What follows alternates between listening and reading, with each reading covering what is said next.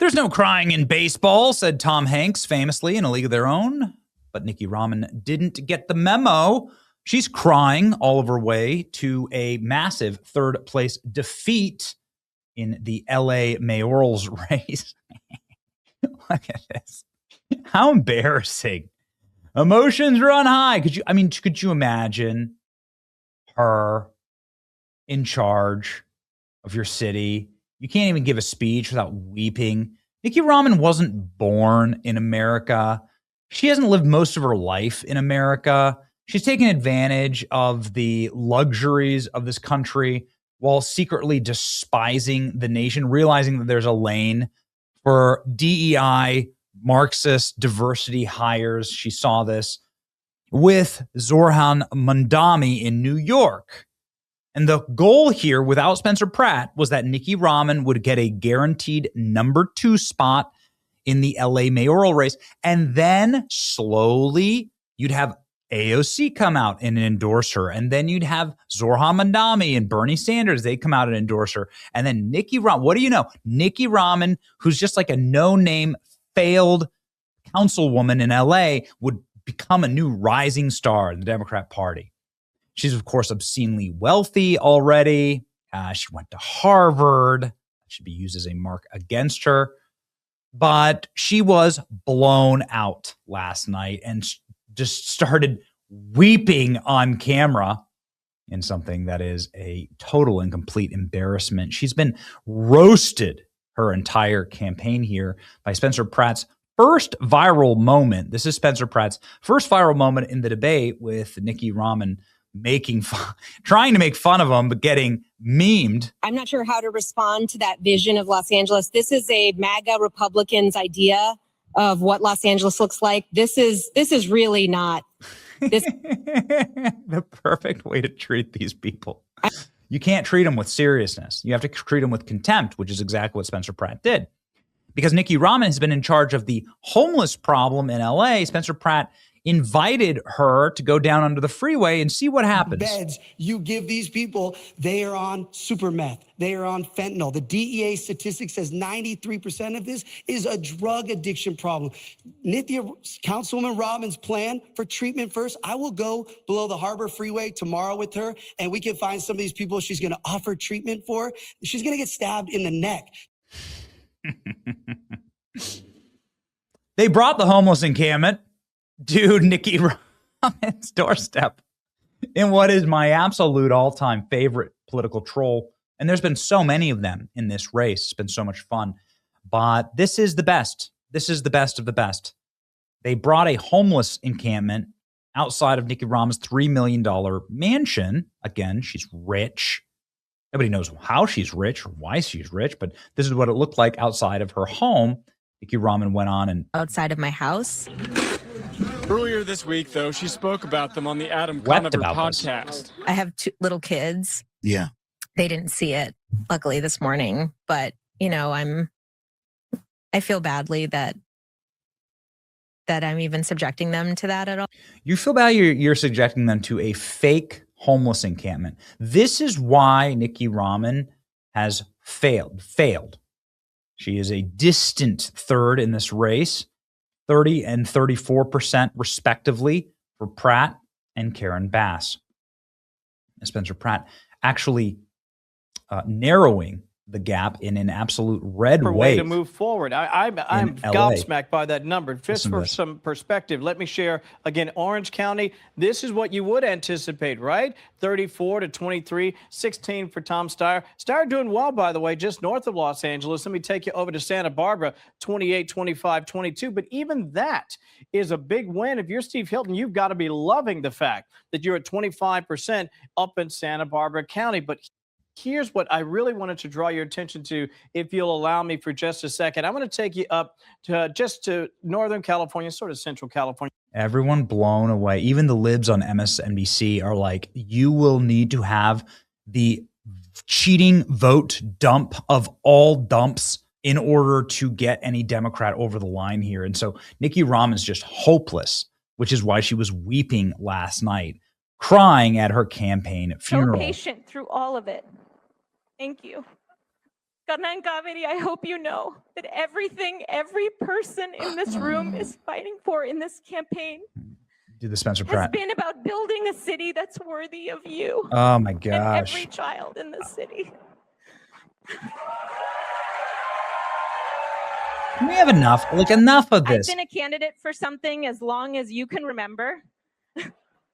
And you've had to live through it with me. And you've been so patient through all of it. Shut up. Enough of this energy. Nobody needs this energy anymore.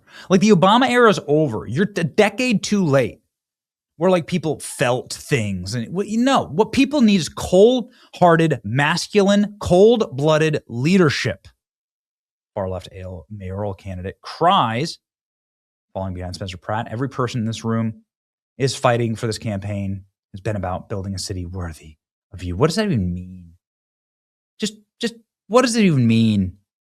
Like, it's just poster. It's just like Hallmark card stuff. It doesn't make any sense. This lady is responsible for thousands of murders, homeless encampments, people dying and rotting on the street. Yet she's sitting here weeping, saying she wants to build a city for children. Yeah, okay. 6 years of progressive policy, nothing has changed in LA, said bye. Nikki Rahman breaks out in tears. What a joke. Boo-hoo. Nikki Rahman's watch party. You can see here. Just a funeral. Not really that many people there either. Here, a lot of supporters. What would you leave us with?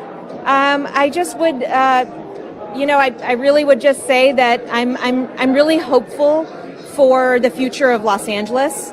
I've felt for a long time that people have been down on this city, that people don't think it's a place for them anymore, that it's not a place of opportunity. But what I saw in this campaign is that thousands of people came together to say, no, I still believe in Los Angeles. I want to fight for the city and I want to fight for it through this campaign.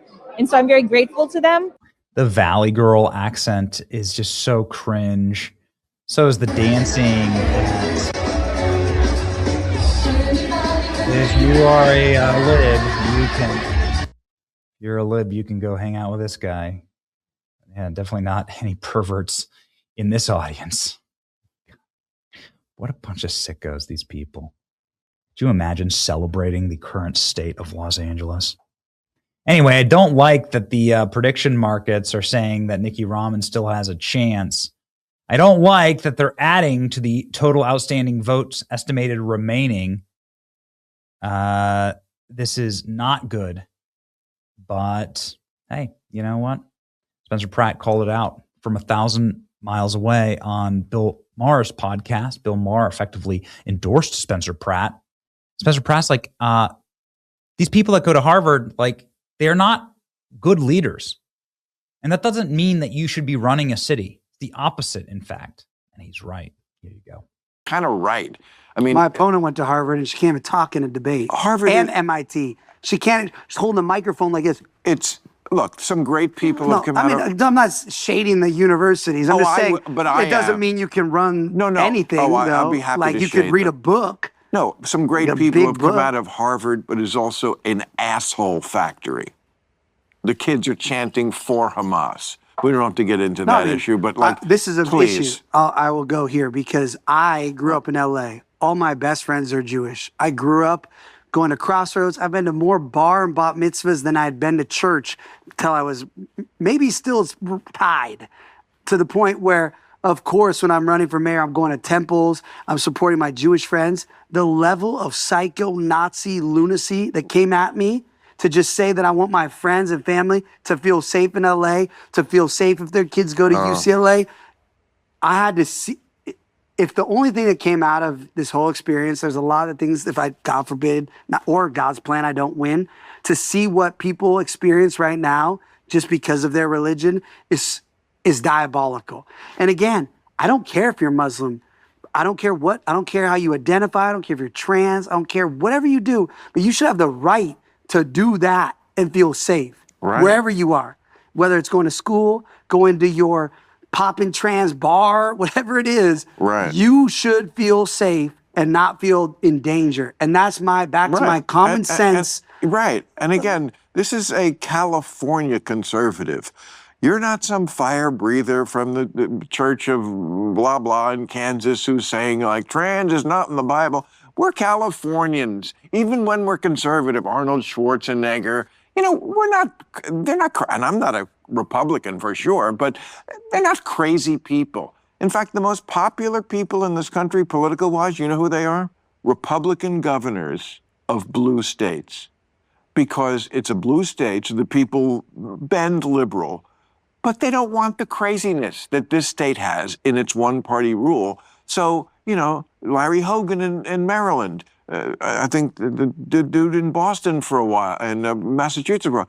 Like, you elect a Republican governor, they can't be like fire-breathing conservatives, but they have to be practical and smart and be cool, again, with trans and gay and all these social issues that most of America is over now. Most of America isn't racist. There's polling on this. They're cool with interracial marriage. They want to live in mixed neighborhoods. Of course, there's assholes out there still, and there will be forever. But, you know, I always say, let's live in the year we're living in. And in that year, like, the old way here is not working. You know, look at our numbers.